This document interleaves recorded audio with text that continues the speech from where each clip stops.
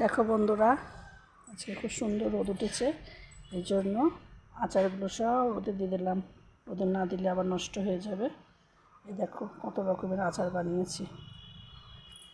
এখানে আমের আচার আছে, তারপরে জলপাইয়ের আচার আছে, মিষ্টি আমের আচার, কলম চা, তারপরে লেবু আছে, হ্যাঁ, তারপরে এখানে এই মিক্স আছে, সব রকম দিয়ে একটা আচার আছে, তারপরে শুটকি মাছের আচার আছে, হ্যাঁ, তারপরে কুলের আচার আছে।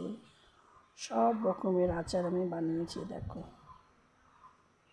দেখেছো বন্ধুরা? এই দেখো,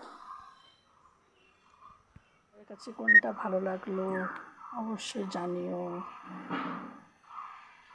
চলো রাখছি বন্ধুরা, ভালো থেকো সবাই, সুস্থ থেকো। রান্না বান্না করে নি তাড়াতাড়ি। Bye bye.